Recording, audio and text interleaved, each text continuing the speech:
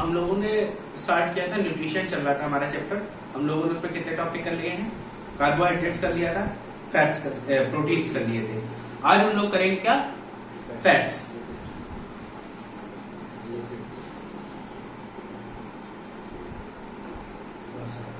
या इसको अच्छी लैंग्वेज में बोला जाए तो लिपिड्स। तो लिपिड्स है क्या?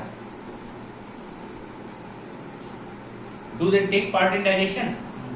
भाई ये भी तो ऑर्गेनिक कंपाउंड है। दीज आर ऑर्गेनिक कंपाउंड्स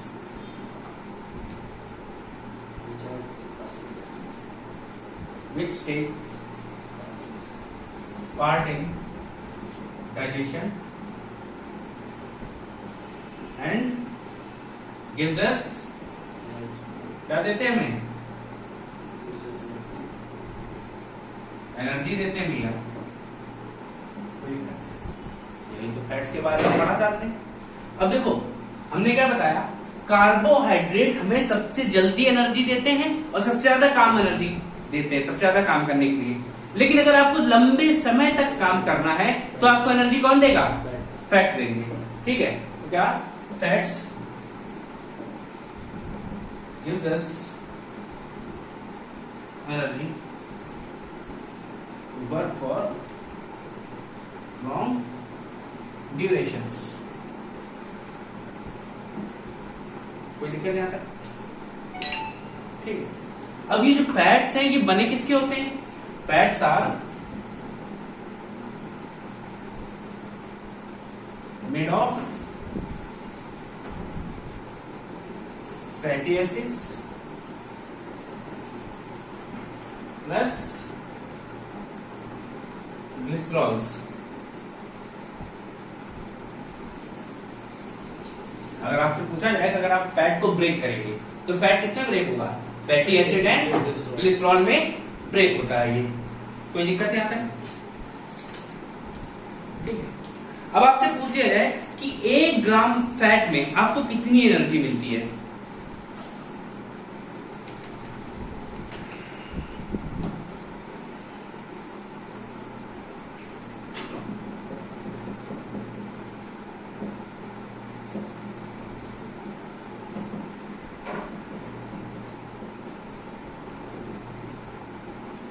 एक ग्राम फैट में कितनी एनर्जी है?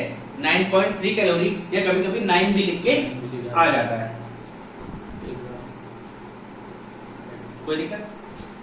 अच्छा, अब डाइजेशन ऑफ फैट कहाँ होता है?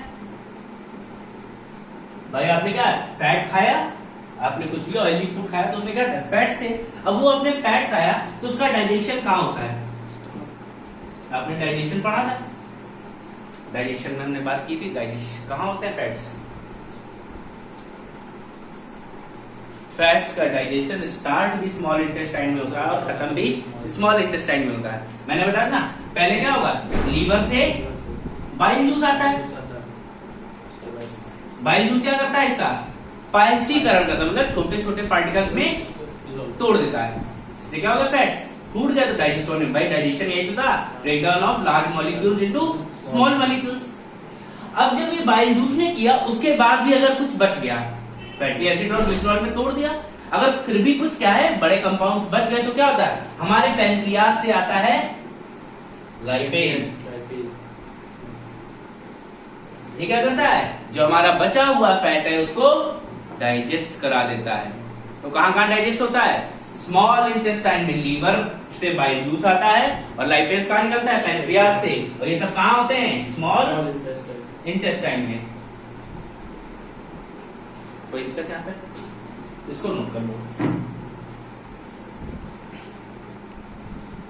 तो बेटा ये क्या होता है? ऑर्गेनिक कंपाउंड और डाइजेशन में भाग लेते हैं जिनसे हमें एनर्जी मिलती है और they gives us energy for long duration. अगर आपको लंबे समय तक कोई काम करना है तो आपको एनर्जी कहाँ से मिलती है? तो फैट से मिलेगी। अगर आपको क्या करना है? तुरंत एनर्जी चाहिए तो आप क्या लेते हैं? कार्बोहाइड्रेट्स। कोई दिक्कत? और क्या? Fats are made up of, अगर फैट को तोड़ा जाए, लिपिड्स है उनको तोड़ा जाए इसमें फैटी एसिड्स और ग्लिसरॉल्स में टूटते हैं। फिर 1 ग्राम फैट में कितनी एनर्जी है? 9.3 कैलोरी या 9 कैलोरी भी बोल सकते हैं। डाइजेशन ऑफ फैट कहाँ होता है? स्मॉल इंटेस्टाइन में होता है। कैसे? लीवर से बाइल जूस आता है, और लाइपेज कहाँ है? पैनक्रियाज से हमें मिलता है।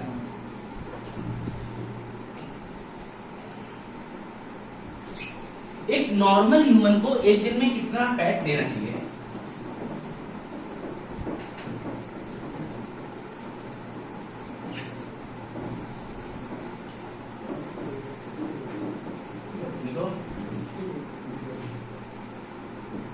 Normal human should take 40 to 50 gram fat per day. अगर एक दिन की बात करें तो कितना लेगा? 40 से 50 ग्राम।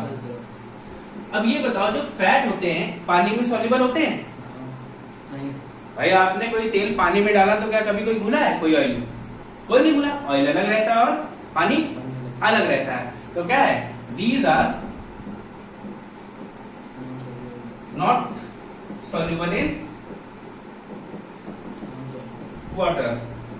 इसके लिए एक अच्छा सा शब्द हम लोग यूज करते हैं, क्या? हाइड्रोफोबिक।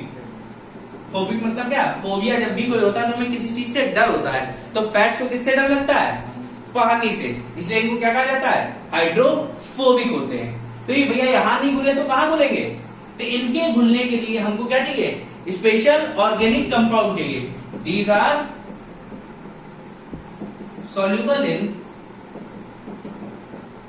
organic compounds like, आपने बेंजीन का नाम सुना है? उसमें soluble हो जाएगा, ईथर में हो जाएगा, एक्सेट्रा। इस तरीके की चीजों में क्या होता है? ये soluble रहता है। और क्या? और फैट का क्या काम है? फैट जो है आपके जो मस्कुलर ऑर्गन है, मस्कुलर ऑर्गन जैसे आपकी आंख है, आंख में कोई हड्डी है? पेट है, पेट में कोई हड्डी है? नहीं है। लेकिन क्या करते हैं? इनके चारों तरफ एक लेयर बनाते हैं और इनको क्या करते हैं? प्रोटेक्शन। ठीक है, तो लिखो they give protection to muscular organ like eye and stomach. आपके अमाशय और आंख को क्या करते हैं? ये सुरक्षा प्रदान करते हैं।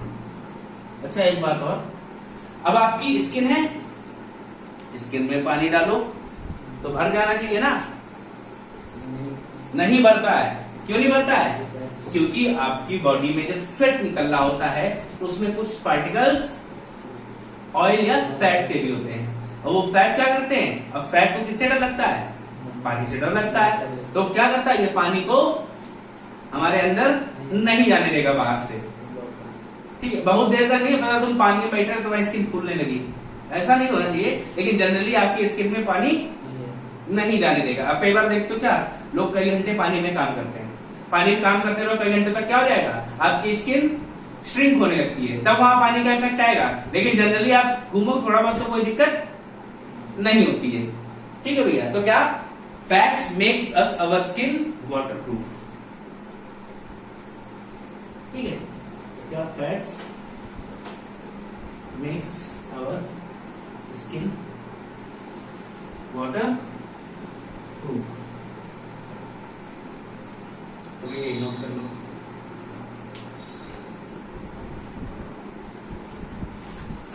अब आगे देखो, types of lipid on the basis of composition.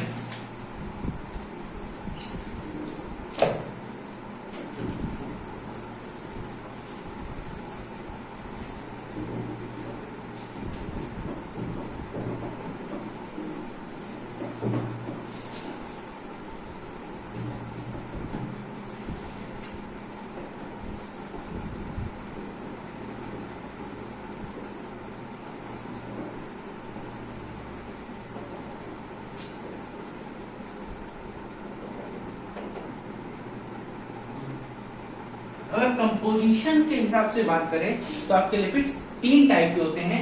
पहला है कौन सा? Simple lipids. तो सिंपल लिपिड्स को जब आपने ब्रेक किया तो किसमें टूटे थे? फैटी एसिड्स, याद आया? And glycerols.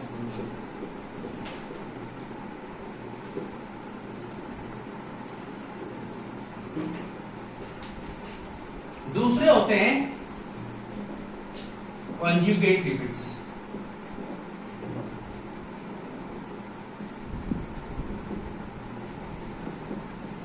कॉन्जुगेट लिपिड्स क्या है? इनमें लिपिड्स के साथ कुछ नॉन लिपिड्स भी होते हैं, ठीक है। और ये नॉन लिपिड्स क्या हो सकते हैं? प्रोटीन भी हो सकते हैं, कार्बोहाइड्रेट भी हो सकते हैं, या कुछ और भी हो सकता है, कोई केमिकल और भी हो सकता है। जैसे इसका एग्जांपल हम लोग पढ़ते हैं क्या? फॉस्फोलिपिड। फॉस्फोलिपिड्स आपने पढ़े थे, किसके बने थे? फॉस्फेट ग्रुप के साथ जब लिपिड्स ऐड किए जाएं तो क्या बना रहे थे? Cell membrane. याद आया? ठीक है। तो क्या कॉन्जुगेट लिपिड्स क्या थे? लिपिड्स के साथ जब नॉन लिपिड्स हो, इनमें क्या हो सकता है? प्रोटीन, कार्बोहाइड्रेट्स या कोई और केमिकल कंपाउंड हो सकता है। जैसे हमने क्या बताया था? फॉस्फोलिपिड्स। क्या था ये? फॉस्फेट के साथ क्या जुड़ गया था? लिपिड जुड़ गए थे। और ये किसका एग्जांपल था? आपकी सेल मेम्ब्रेन। याद आया? सेल मेम्ब्रेन किसकी बनी थी? फॉस्फोलिपिड्स की बनी होती है। फिर इसके बाद तीसरे नंबर पे आते हैं डिराइव्ड लिपिड्स। ये जो डिराइव्ड लिपिड्स हैं, इनमें जो है फैटी एसिड्स एब्सेंट होते हैं। क्या? फैटी एसिड्स एब्सेंट होते हैं।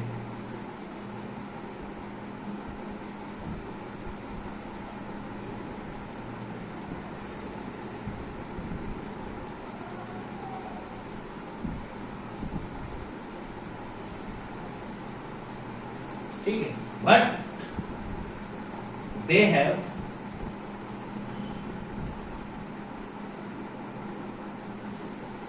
few properties of lipids। इसका एग्जांपल में हम लोग लिखते हैं कोलेस्ट्रॉल एंड स्टेरॉइड। ठीक है, क्या? Cholesterol and steroid. इनमें फैटी एसिड्स नहीं होते, लेकिन कोलेस्ट्रॉल का काम क्या है? फैट की तरह काम करता है। बता देना कि जब कोलेस्ट्रॉल आपके लीवर में एक्सेस अमाउंट में क्या होगा? स्टोर होकर जाके, लेकिन बहुत ज्यादा हो जाए तो आपके लीवर में क्या कराता है? फैटी एसिड, फैटी लीवर, जिसे बोलते हैं हम लोग क्या? Liver cirrhosis. बट यही कोलेस्ट्रॉल कभी कभी क्या होता है? आपके वेन्स या आर्टरीज में जम जाता है। जाके जमने के बाद क्या होता है? ये आपके ब्लड सर्कुलेशन को हैम्पर करता है, नुकसान पहुंचाता है, जिससे क्या हो सकता है? आपकी सर्कुलेशन रुक जाएगी, हार्ट बीट रुक जाएगी, आपकी जान चल सकती है, आपको हार्ट अटैक हो जाएगा। इसको नोट करो।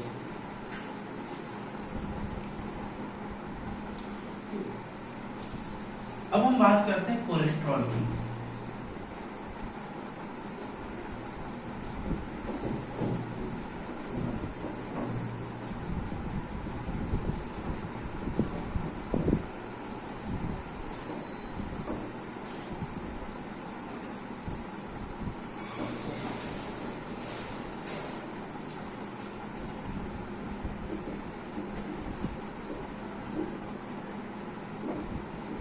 कोलेस्ट्रॉल जो है हमारी बॉडी में, ये क्या है? It is a thick yellow wax like material. क्या है? पीला है और थिक है, और कैसा है? वैक्स लाइक स्ट्रक्चर है। वैक्स मतलब, वैक्स जानते हो ना क्या होता है? क्या? इसका मोम टाइप का, लेकिन थोड़ा सा लिक्विड स्टेट में होगा। लिक्विड लिख लो, अच्छा लगेगा। वैक्स लाइक लिक्विड है। अब कोलेस्ट्रॉल का जो फॉर्मेशन होता है 75% हमारी बॉडी में होता है, और 25% जो है वो हम कहां से लेते हैं? आउटसाइड से, इन फॉर्म ऑफ फूड।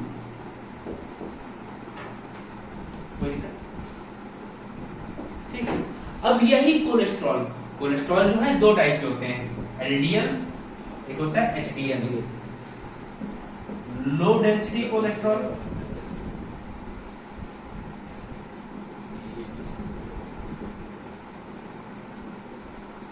एक होता है हाई डेंसिटी कोलेस्ट्रॉल।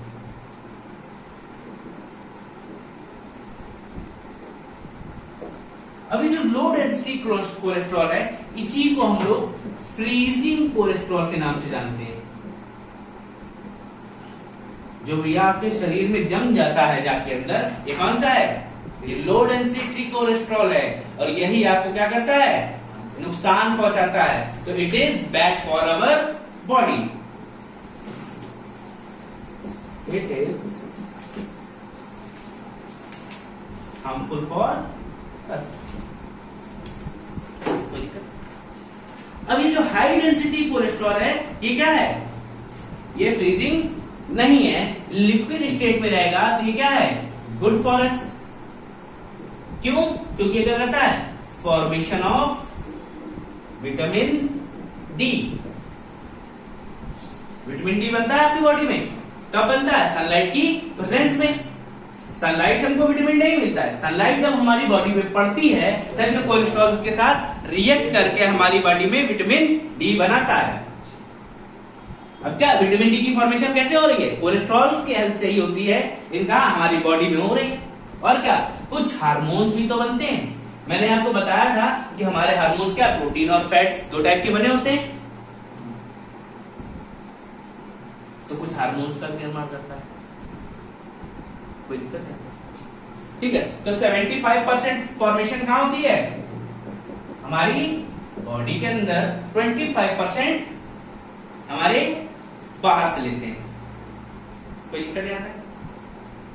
ठीक है, अब हमारी बॉडी में जो एक्सेस फैट होता है, एक्सेस फैट मतलब ज्यादा मात्रा में, भाई हमने क्या किया, फैट्स खाए, डाइजेस्ट हुए, ब्रेक डाउन हुआ, डाइजेस्ट हुए, तो ब्रेक डाउन होने के बाद जितनी हमें जरूरत थी उनको हमने क्या किया, फैटी एसिड ग्लिसरॉल में एब्जॉर्ब कर लिया। फैटी एसिड में टूटे थे, हमने उनको हमारी बॉडी ने एब्जॉर्ब कर लिया। एब्जॉर्ब करने के बाद क्या हुआ, कुछ बच गए। भाई हमारी बॉडी की जरूरत थी 100 ग्राम और हमने खा लिए 150 ग्राम।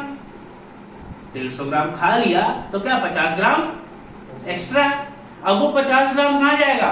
वो 50 ग्राम आपके लीवर में स्टोर होता है। Excess fats are stored in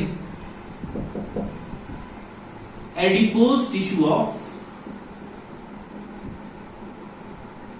liver। भैया ये क्वेश्चन बहुत पूछा जाता है, लीवर की किस ऊतक में, which tissue of liver stores lipids? तो that is adipose tissue। कोई दिक्कत?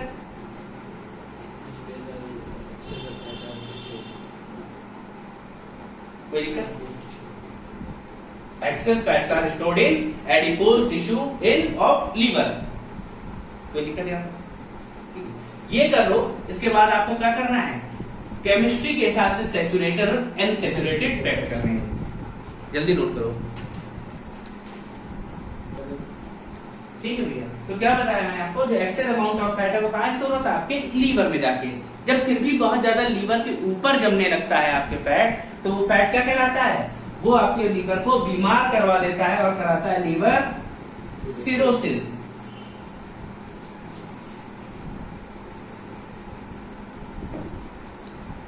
ठीक है, कोई दिक्कत है?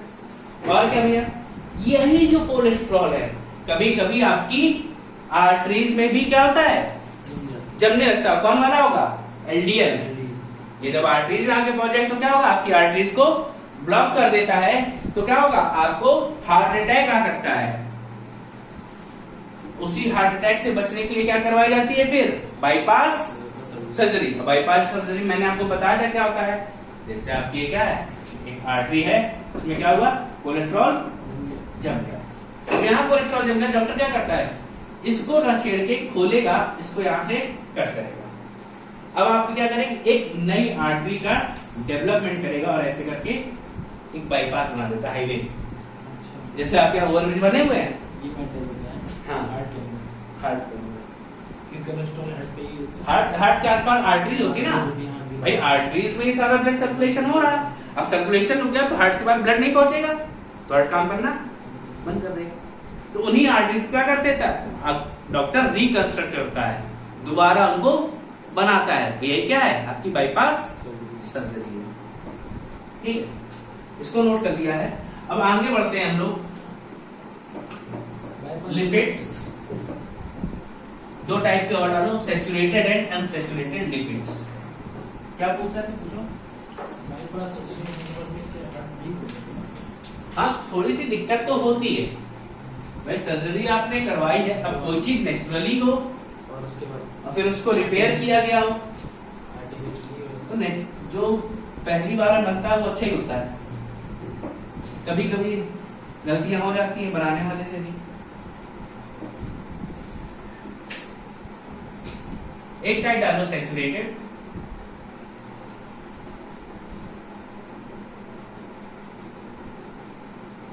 एक साइड डालो अनसैचुरेटेड।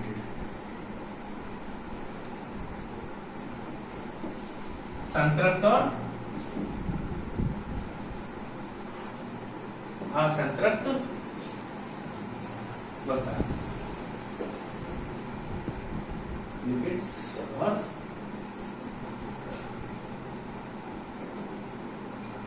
लिपिड्स। नोट करो जल्दी। तो संतृप्त वसा की बात करें यानी सैचुरेटेड लिपिड्स की, तो भैया जब सी सिंगल बॉन्ड सी से जुड़ा हो तो ये कैसे वाले फैट्स होते हैं, सैचुरेटेड होते हैं। और क्या होता है, इनकी पहली क्वालिटी क्या है, सी सिंगल बॉन्ड सी से जुड़ा होगा। दूसरा, जब हाई टेम्परेचर हो तो ये किस स्टेट में होते हैं, लिक्विड स्टेट में मिलेंगे। लेकिन अगर लो टेम्परेचर हो तो ये किसमें मिलते हैं, सॉलिड स्टेट में। इसका एग्जांपल वनस्पति घी, जब घर में यूज होने वाला घी, देसी घी, याद है ना। ये सब किसके एग्जांपल है, कोकोनट ऑयल। कोकोनट ऑयल आपका क्या होता है, सर्दियों में जम जाता है लेकिन गर्मियों में वो लिक्विड स्टेट में रहता है। कोई दिक्कत, चीज, ठीक है। तो यहाँ पे आप लिख लो सारे एग्जांपल्स, क्या, घी, वनस्पति घी, मतलब एनिमल प्रोडक्ट में जो आते हैं उनमें आपको मिल जाएगा अक्सर, ठीक है। और क्या है, चीज,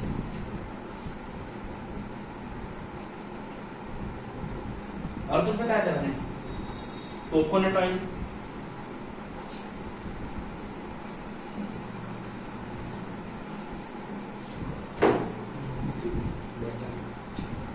एक्सेट्रा। वही हम बात करें अनसैचुरेटेड में, तो सी डबल बॉन्ड सी हो या सी ट्रिपल बॉन्ड सी हो तो ये क्या बनाते हैं, ये अनसैचुरेटेड फैट्स बनाते हैं, ठीक। अब ये क्या होगा, at any temperature they are always इन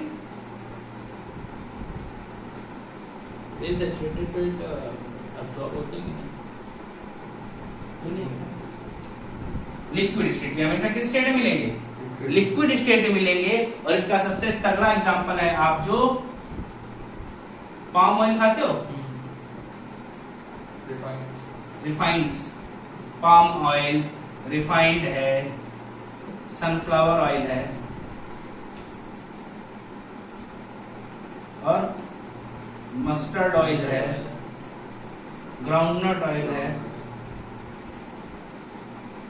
बाकी जितने भी ऑयल्स हैं जो क्या कर रहे हो, जम ना रहे हो, वो क्या करते हैं, वो अनसैचुरेटेड में आते हैं। बस आपको नुकसान कौन करता है सबसे ज्यादा, रिफाइंड सबसे ज्यादा आपको नुकसान करने वाले ऑयल्स में आता है। आपको ये अवॉइड करने चाहिए, इससे बढ़िया आप मस्टर्ड ऑयल यूज करें, ठीक है। कोई दिक्कत नहीं आता। तो भैया ये आपका क्या हो गया, खत्म हो गया। इसको और ये हो गया, एक बीएमआई बचा है, तो बीएमआई और बता देते हैं, 2 मिनट का काम है, इसको नोट करो।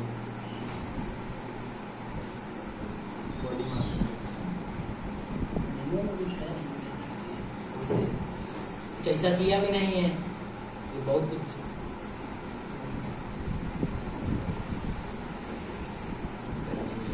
अब भैया देखो लास्ट बचा है आपका बी, एक्सेस हो जाए अगर आपकी बॉडी में फैट, और या फैट की कमी हो जाए, डिफिशियंसी हो जाए यानी कमी हो जाए या एक्सेस हो जाए, तो आपको क्या इफेक्ट पड़ेगा। तो सबसे पहली बात, अगर आपकी बॉडी में क्या हो जाए, डिफिशियंसी यानी कमी हो जाए, तो क्या हो जाएगा, आप वीकनेस आएगी, टायर्डनेस आएगी, लेजीनेस आएगी और वेट लॉस होगा। भाई एनर्जी तो हमें फैट से भी मिल रही थी, जब हम फैट नहीं मिलेंगे, कमी होगी, तो क्या होगा, हमें कमजोरी भी होगी, थकान भी होगी, लेजीनेस भी होगी और वेट लॉस भी होगा। वही हम दूसरी ओर बात करें, अगर हमारी बॉडी में एक्सेस हो जाए क्या, लिपिड्स यानी फैट, तो हमें बीमारी होती है, इससे क्या बोलते हैं हम लोग, ओबेसिटी यानी मोटापा। कोई दिक्कत, मोटापा इसको नापने के लिए हम लोग किससे नापते हैं, BMI यानी body mass index. Body mass index कैसे नापा जाता है, height, weight upon height. Weight जो होगा वो आपका केजी में होगा, हाइट मीटर में होगी। अगर आपका BMI 18 से कम आता है, 18 बड़ा है, 18 से कम आता है, तो क्या है आप, वीक है, अनफिट है। फिर अगर 18 या 25 के बराबर, 18 से 25 के बीच में हो, तो क्या है, फिट है। अगर 25 से 30 है, तो क्या है आप, लिटिल एक्स्ट्रा, थोड़ा सा ज्यादा, मेरी तरह। लेकिन अगर आपका ये 30 प्लस हो जाए, तो आप मोटू कहलाएंगे, ओबेसिटी। कोई दिक्कत, तो ये आपका फैट्स पूरा कंप्लीट हो गया है। इसके बाद अब आपको अगला है, अब आपके बचे विटामिन्स और मिनरल्स, उनको कंप्लीट करना है।